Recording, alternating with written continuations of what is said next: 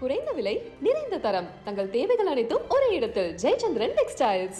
பெண்களை வந்து இவங்க வந்து இப்போ வர வைக்கிறாங்க. அப்படி வர வச்சுருக்காங்க. வர வச்சு ஒரு லாட்ஜில் வந்து ஹோட்டலில் வந்து தங்க வச்சு அவங்களோட வேணுங்கிற அளவுக்கு அனுபவிச்சுட்டு அவங்கள்ட்ட இருக்கிற பணம், நகை இதெல்லாம் வந்து பறிச்சுக்கிட்டு அவங்க வந்து அந்த பொண்ணுங்களை வந்து தாக்கி அனுப்பியிருக்காங்க. அந்த பெண்களை வந்து ஏலம் விடுறது, நெட்டில் ஏலம் விட்டு யார் வந்து ஏலத்தில் எடுக்கிறாங்க அப்படிங்கிறது ஒரு பக்கம் ஓடிட்டே இருக்கும். வாங்குற ஆட்கள் இருக்காங்கல்ல, அது வந்து மிகப்பெரிய கோடீஸ்வரர்கள், அவ்வளோ தூரத்துக்கு பெரிய டேலண்ட்டு, உலகம் முழுக்க ட்ராவல் பண்ணிகிட்டே இருப்பார். இசைக்குழுவோட டூர் அடிச்சுக்கிட்டே இருப்பார் மனோ. அப்படிப்பட்டவர் சினிமாவில் வந்து நல்ல சம்பாதிக்கிறவர், நல்ல திறமையை வைத்து அதிகமாக சம்பாதித்து கொண்டிருக்கிற பயங்கர பிஸியாக இருக்கிற ஒரே நபர் யாருன்னா மனோ மட்டும்தான். அதையெல்லாம் வந்து சுக்குநூறாக உடைக்கிற மாதிரி ஒரு பிள்ளைங்க வந்து வாய்ச்சது வந்து உண்மையிலே மனோவுடைய.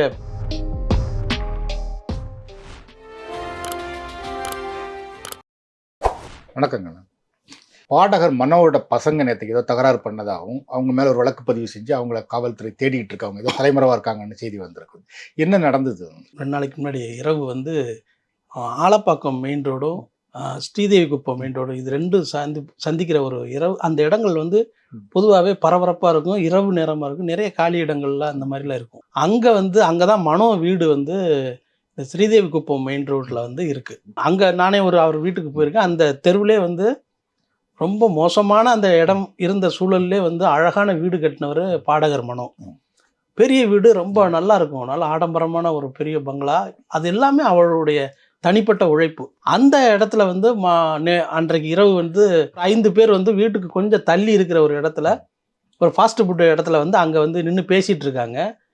இந்த நேரத்தில் வந்து மதுரவாயிலை சேர்ந்த ஒரு கிருபாகரன் இன்னொரு பையனும் வந்து அவங்க வந்து கால்பந்தாட்ட பயிற்சி அதெல்லாம் முடிச்சுட்டு அந்த பக்கம் வந்து உணவு வாங்கிறதுக்காக வந்திருக்காங்க.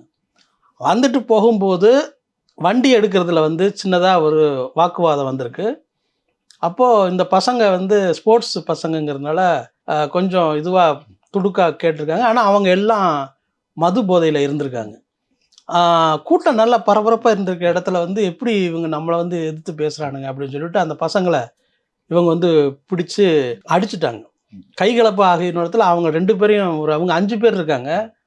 2 பசங்க இருந்தால அவங்கள வந்து மொட்டி போட வச்சுட்டதாக சொல்லி அங்கே பக்கத்தில் இருக்க ஆட்கள் எல்லாமே வாக்குமூலமாக சொல்லியிருக்காங்க.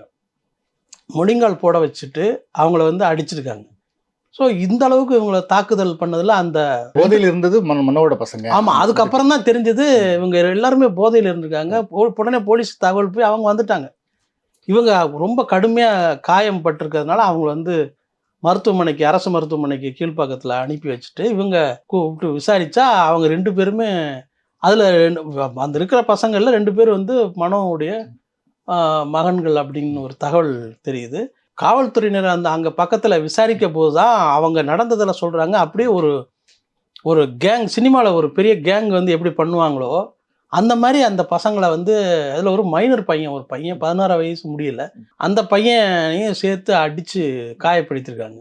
இதுதான் வந்து நேற்று நடந்தது. இப்போ வந்து அந்த டீமை வந்து அந்த குரூப்பை வந்து தேடுறதுக்கு போலீஸ்கிட்ட ட்ரை பண்ணால் எல்லாமே எஸ்கேப் ஆகிட்டாங்க. 5 பேர் கொண்ட தனிப்படை அமைச்சு இப்போ தேடிட்டு இருக்காங்க. அவங்க எல்லாமே வந்து கிட்டத்தட்ட இப்போ ஈசிஆர் பக்கம் இருக்கிறதாக தகவல் சொல்லி அங்கே இப்போ வந்து அவங்களுடைய தேடுதல் வேட்டையை பண்ணிட்டு இருக்காங்க. சம்பவம் நடந்து 2 நாள் ஆயிடுச்சு சொல்லிங்க, இன்னும் போலீஸால் படிக்க முடியல அப்படின்னா போலீஸே தப்பாக விட்டுட்டாங்களா? பெரிய இடத்து காரியம் தொடர்புகள் இருக்கும் வந்து இல்லை, அது அப்படி தான் நினைக்க தோணும். ஏன்னா இப்போ இது ஒரு சின்ன சண்டை, ஆனால் இது நடந்த விதம் வந்து ரொம்ப பயங்கரமாக இருக்குது. அவங்க வந்து அவங்க தாக்கின முறையும், அந்த தாக்கப்பட்ட சிறுவன் வந்து மைனர் பையன் அப்படிங்கிறதாலும் இது வந்து ரொம்ப சிவியராக ஒரு வழக்காக மாறுது. இப்போ மனோ பசங்க சம்மந்தமாக இது பட்டு இல்லை, இதுக்கு முன்னாடியுமே நிறைய இது மாதிரி தொடர்புகளாக வந்திருக்கு. வந்து அவங்கள பற்றி தொடர்ந்து செய்திகள் இந்த மாதிரி வந்துக்கிட்டே இருக்கிறது. வந்து முன்னாடி ஜெயலலிதா கவர்மெண்ட் இருக்கும் கூட வந்தது. வந்து என்ன அவங்க எப்படிப்பட்டவங்க? அவங்க எப்படி பொதுவாக மனோ பசங்க ஆரம்பத்தில் வந்து அவங்க வந்து ஒரு பசங்க படிப்பெல்லாம் முடிச்சுட்டு அவங்க வந்து ஒரு தன்மையாக இருந்தாங்க. ஆனால் அவங்களுடைய பழக்க வழக்கங்கள்லாம் வந்து அவங்க நண்பர்கள் கூட்டம் இதெல்லாம் வந்து அவங்க ஒரு வேறு மாதிரியான ஒரு சூழ்நிலையில் வந்து அவங்கள தள்ளி இருக்கு. மனோ பசங்கள் சார்ந்த நண்பர்கள் குழு இருக்காங்களே, அவங்க என்ன பண்ணுறாங்க அப்படின்னா இணையதளத்தின் மூலமாக இவங்க வந்து புகைப்படங்களை வந்து அப்லோட் பண்ணி இந்த மாதிரி பெண்கள் பெண்களுக்கான ஒரு வலை விரிக்கிற மாதிரியான ஒரு திட்டத்தை அவங்க போடுறது. இதன் மூலமாக கிடைக்கிற பெண்கள் இருக்காங்கல்ல, அவங்களுக்கு ஒரு ஒரு விஷயத்துக்காக இதில் வந்து மாட்டுவாங்க. பணம், சொகுசான ஒரு பயணம், சொகுசு வாழ்க்கை, இது மாதிரியான விஷயம். சில பேர் பெண்கள் வந்து மது, அதாவது போதை மருந்துக்காக என்ன வேணாலும் பண்ணுற சில பேர் இருக்காங்க. அது ஒரு குரூப் இருக்குது, எல்லாரையும் சொல்ல முடியாது. அந்த மாதிரியான பெண்களை வந்து இவங்க வந்து இப்போ வர வைக்கிறாங்க. அப்படி வர வச்சுருக்காங்க. வர வச்சு ஒரு லாட்ஜில் வந்து, ஹோட்டலில் வந்து தங்க வச்சு அவங்களோட வேணுங்கிற அளவுக்கு அனுபவிச்சுட்டு அவங்கள்ட்ட இருக்கிற பணம், நகை இதெல்லாம் வந்து பறிச்சுக்கிட்டு அவங்க வந்து அந்த பொண்ணுங்களை வந்து தாக்கி அனுப்பியிருக்காங்க. இது வந்து ஏற்கனவே அவங்கள்ட்ட அப்படியே விட்டுருந்தாங்கன்னா இந்த கேஸே வெளியே வந்திருக்காது. இவங்கள்ட்ட பணத்தையும் நகையும் பறிச்சுட்டு அவங்க அனுப்பினதுக்கப்புறம் அவங்க காயம்பட்டுட்டு அவங்க வந்து புகார் கொடுக்க பிறகுதான் இந்த விஷயமே வெளியே தெரிஞ்சிருக்கு. ஸோ பணம் நகையோட இருக்காங்கன்னா அந்த பெண்களும் ஒரு பெரிய இடத்து பெண்களாக தான் இருக்க வாய்ப்பு இருக்கு. ஆமாம்மா, பெரிய இடத்து பெண்கள் தான். அவங்களுக்கு வந்து ஒரு இந்த மாதிரி ட்ரக் விற்கிற ஆட்கள் வந்து தொடர்புகளாக நெட்டில் வந்து ஒரு மர்மமான அது ஒரு உலகம். அந்த உலகத்தில் வந்து இவங்க வந்து தேடுறாங்க. அப்படி தேடும்போது மாட்டினது தான் அவங்க. அதுக்கப்புறம் வந்து போலீஸோடைய தீவிர நடவடிக்கையின் பேரில் அந்த மாதிரியான ஒரு குரூப்பே இங்கே வந்து அது முற்றிலுமாக ஒழிக்கப்பட்டதுன்னு சொல்லலாம். அப்போ வழக்கு பதிவு பண்ணப்பட்டு பசங்க கைது செய்யப்பட்டாங்க. ஆமாம்மா, கைது செய்யப்பட்டாங்க. அவங்க வந்து ஒரு சிறை தண்டனை அவங்களுக்கு கிடைச்சது. அதுக்கப்புறம் வந்து அவங்க வெளியில வந்துட்டாங்க, குற்றம் சாட்சியங்கள் இல்லாததால. இது வந்து பார்த்தா கிட்டத்தட்ட பொள்ளாச்சி சம்பவம் மாதிரி இருக்குது. ஆமாம்மா, அது அங்க வந்து கிராமத்துல காரை வச்சு கடத்துவோம், இவங்க நெட்டு மூலமா கடத்துறாங்க, அவ்வளவுதான். ஆனா அங்க விருப்பப்பட்டு வர்றாங்க, அங்க வந்து விருப்பத்துக்கு மாறாக கடத்தப்படுறாங்க. அதுக்கு மூலம் பிளாக்மெயில் செய்யப்பட்டு அங்க வந்து அவங்கள வந்து இக்கட்டுக்கு தள்ளிட்டாங்க அங்க பொள்ளாச்சியில். ஸோ எங்கே வந்து பெண்களை வந்து இந்த மாதிரியான விஷயங்களுக்கு பயன்படுத்துறதுங்கிறது தொடர்ந்து நடந்துகிட்டு இருக்கு. ஆனால் மனோ பையன்கள் சில ஆண்டுகளுக்கு முன்பு பண்ண விஷயம் இருக்குல்ல, இது இன்டர்நேஷனல் அளவில் பண்ணக்கூடிய ஒரு விஷயத்தின் சின்ன நகர்வு தான்.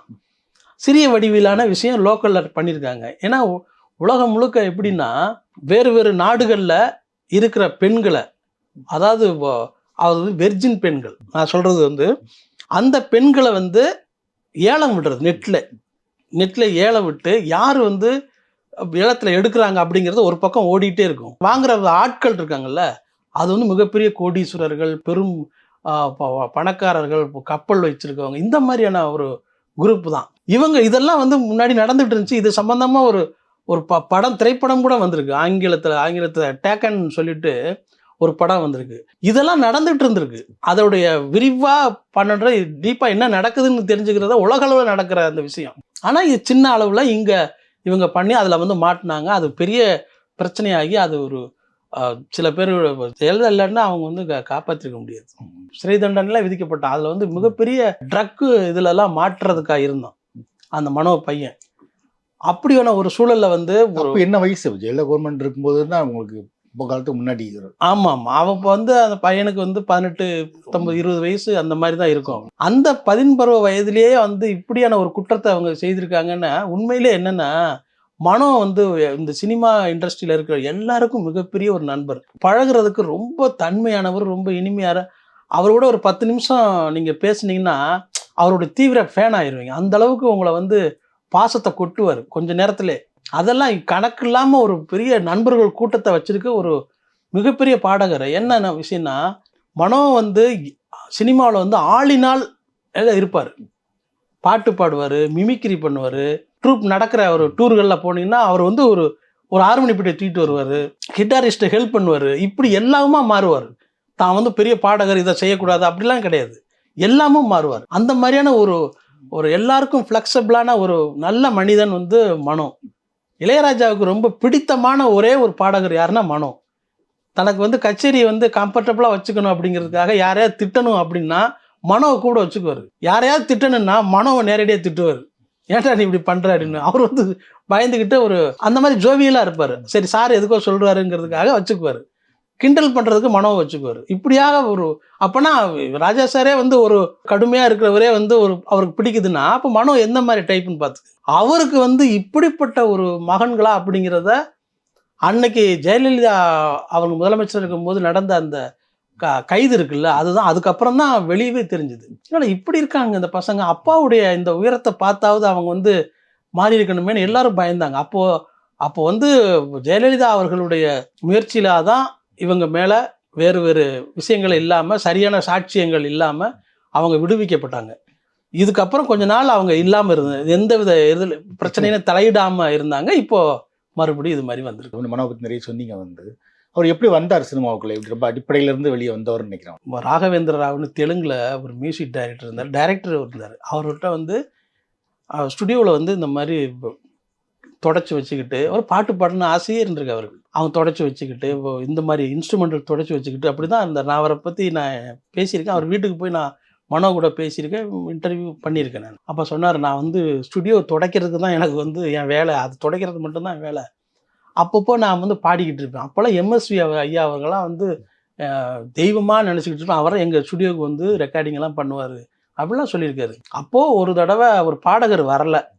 அங்கே வந்து மனோவோட அப்பா வந்து ஒரு இன்ஸ்ட்ருமெண்ட் பிளேயராக அங்கே இருந்திருக்காரு. அந்த பாடகர் வராதனால எம்எஸ் விஸ்வநாதன் வந்து ரெக்கார்டிங் ரெடி ஆகுது, என்ன பாடகர் இல்லையேன்னா, அப்போ அந்த அந்த இசைக்குழுவில் இருந்த சில பேர் என்ன பண்ணுவாங்க, மனோ நல்லா பாடுவார், அவரை நீங்கள் பயன்படுத்திக்கலாம் அப்படின்னு சொன்னோன்னே, அப்படியே சொல்லிட்டு அவங்க அப்பாட்ட வந்து மனோ பாடுவா அப்படின்னா, மனோ பாடுவார், வந்து பாடுன்னு சொல்லி அப்படி தான் பாடகராக வந்து மனோ வந்தார். அதுக்கப்புறம் வந்து நீங்கள் பார்த்தீங்கன்னா எஸ்பிபி வந்து பயங்கர பிஸியாக இருந்தார்.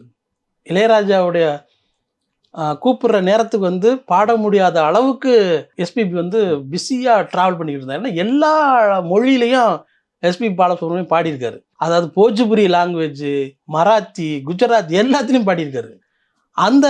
அதனால் என்ன பண்ணுறாரு இளையராஜா வந்து, என்னடா அது இப்போ இவ்வளவு பிஸியாக இருக்காரு, என்ன பண்ணுறதுன்னு இந்த மாதிரி எம்எஸ்வி மூலமாக இந்த மாதிரி பாடகர் மனோ ஒரு பையன் பாடுறான், நல்லா பாடுறான் அப்படின்னு சொல்லி சொன்னோன்னா அவனை வர சொல்லி பாடியிருக்காரு, பாட வச்சுருக்காரு. அவரை வர சொல்லி ரெக்கார்டிங் குரல் வாய்ஸ் டெஸ்ட் எடுத்து பார்த்தா சூப்பராக எஸ்பிபிக்கு அப்படி ரிலேட் பண்ணுற மாதிரி ஒரு வாய்ஸ் இருந்திருக்கு, பிடிச்சி போட்டார். அதுக்கப்புறம் எஸ்பிபியே வேண்டாங்கிற அளவுக்கு மனோவுக்கு இளையராஜாவுடைய இசையில் அவ்வளோ பாடல்கள் பாடி தள்ளிட்டார். எவ்வளோ பாடல், அதாவது அண்ணே அண்ணே நீ என்ன சொன்னே அப்படின்னு பூலி வாசல ஒரு அதுலேருந்து பயங்கர ஹிட்டு. அதுக்கப்புறம் வந்து எவ்வளோ பாடல், அவ்வளோ பாடல்கள் எல்லாத்தையும் மனோ வந்து பாடினாரு. அதான் சொல்கிறேனே, கிட்டத்தட்ட எஸ்பிபி இருக்கிற இடத்துல மனோ இருந்தார். எஸ்பிபி பிஸியாக இருக்கிறது ஒன்று, எஸ்பிபிக்கு ஆல்டர்னேட்டிவாகவே மனோவை பயன்படுத்தினார் இளையராஜா அவர்கள் அப்படின்னு சொல்கிறா, அது வந்து தப்பே கிடையாது. அப்படி ஒரு பெரும் பாடகராக மாறி போனார். அது அவருடைய அடிப்படை விஷயம் என்னென்னா, நல்லா மிமிக்ரி பண்ணுவார். யாரை பார்க்குறீங்களோ 10 நிமிஷத்தில் அதை மாதிரி அவரை மாதிரியே பேசுவார். எம்எஸ் விஸ்வநாதன் மாதிரி எம்எஸ் விஸ்வநாதன் பேசி காமிப்பார். இதை விட விவேக் அவர்களும் மனோவும் நல்ல நெருங்கிய நண்பர்கள். விவேக் மாதிரியே பேசி காமிச்சார். விவேக் கிட்ட அந்த கொஞ்ச நேரம் பேசிக்கிட்டு இருக்கு, கொஞ்ச நேரத்தில் அவ்வளோ தூரத்துக்கு பெரிய டேலண்ட்டு. உலகம் முழுக்க ட்ராவல் பண்ணிகிட்டே இருப்பார், இசைக்குழுவோட டூர் அடிச்சுக்கிட்டே இருப்பார் மனோ. அப்படிப்பட்டவர் சினிமாவில் வந்து நல்ல சம்பாதிக்கிறவர், நல்ல திறமையை வைத்து அதிகமாக சம்பாதித்து கொண்டிருக்கிற பயங்கர பிஸியாக இருக்கிற ஒரே நபர் யாருன்னா மனோ மட்டும்தான். அந்த அளவுக்கு அவருடைய கடுமையான உழைப்பை போட்டு தான் சினிமாவில் இவ்வளோ பெரிய உயரத்துக்கு வந்திருக்காரு. அதையெல்லாம் வந்து சுக்குநூறாக உடைக்கிற மாதிரி ஒரு பிள்ளைங்க வந்து வாய்ச்சது வந்து உண்மையிலே மனோவுடைய பெரிய சோகம் தான். அவர் ரொம்ப பிஸியாக இருக்கிறார், தொடர்ந்து பாடிக்கிட்டு இருக்காரு. அந்த மாதிரி விஷயங்கள்னால பசங்களோட வளர்ப்பை சரியாக கவனிக்க முடியாமல் இருந்தது. அது ஏன் இந்த மாதிரி பசங்க இப்படி ஆனாங்க? அதுவும் ஒரு காரணம், முக்கியமான காரணம். ஏன்னா பாதி நாளில் வந்து அவர் வந்து பாதி மாதங்கள் வந்து ஃபாரினில் இருக்கிறதும், இங்கேருந்து வந்தால் ஹைதராபாத், பெங்களூர், அங்கே இங்கேன்னு சுற்றிக்கிட்டே இருக்கிறதும் இவர் மனோவுடைய லைஃப் ஸ்டைலாக ஆயிடுச்சு. ரெண்டாவது, ஒரு கட்டத்துக்கு மேலே பணம் போதும் அப்படிங்கிற ஒரு சூழல் வந்துடணும். பிள்ளைங்களுக்கு வந்து தேவைகளை வந்து பக்கத்தில் இருந்து கவனிச்சுக்கலாட்டா இது மாதிரியான சூழலை நீங்கள் உண்மையிலே சொன்னால் மனோ வந்து நல்லா சமைக்கக்கூடியவர். பிரியாணியெல்லாம் சூப்பராக பண்ணி போடுவார். அந்த அளவுக்கு ஒரு திறமை உள்ளவர். அவர் இன்னும் கொஞ்ச நாளைக்குள்ள அவர் வீட்டோட இருந்த பசங்களை வந்து பக்கத்திலே வச்சிருந்துருக்கணும் அப்படிங்கிறது என்னுடைய தனிப்பட்ட கருத்து. மனோவோட நேரில் தெரிஞ்சதுனால நான் வந்து அவருக்கு இதை வந்து நான் சொல்ல விரும்புகிறேன். அதாவது கூடவே அவங்கள வச்சிருந்துருக்கணும். எப்போ ஜெயலலிதா அவர்களுடைய அந்த பீரியட்லேருந்து அவங்க குற்றம் பண்ணுறாங்கன்னு தெரிஞ்சதுக்கப்புறம் அவர் வந்து வெளியில் எங்கேயும் போயிடக்கூடாது, தன்னுடைய பார்வையிலே அவங்கள வச்சிருந்துருக்கணும் அப்படிங்கிறது தான் என்னுடைய தனிப்பட்ட கருத்து. என்ன பண்ணிக்கிட்டு இருக்காங்க அந்த பசங்க இப்போ?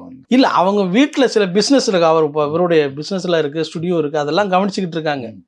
இது எல்லாத்தையும் விட அவங்க அக்கறை எடுத்து அப்பாவுக்கு இணையாக நம்ம வந்து ஒரு துறையில் தன்னை முன்னிலைப்படுத்திக்கணும் அப்படிங்கிறத வந்து அவங்க அந்த முயற்சி எடுத்துக்கல. அது ஒரு பெரிய ஒரு பின்னடைவு தான். அது மனோவோட மகன்களுக்கு பாட்டாலே நாம் ஒரு அறிவுரை சொல்லணும் அப்படின்னா, கவிஞர் வாலி எழுதின ஒன்றா இருக்க கற்றுக்கணும், அந்த உண்மையை சொன்னால் ஒத்துக்கணும் என்கிற பாட்டில் வீட்டை விட்டு வெளியே வந்தால் நாளும் நடக்கலாம், அந்த நாளும் தெரிஞ்சு நடந்துக்கிட்டால் நல்லா இருக்கலாம் அப்படிங்கிற அந்த பாட்டை வச்சே அவங்களுக்கு நாம் இந்த அறிவுரையை சொல்லலாம்.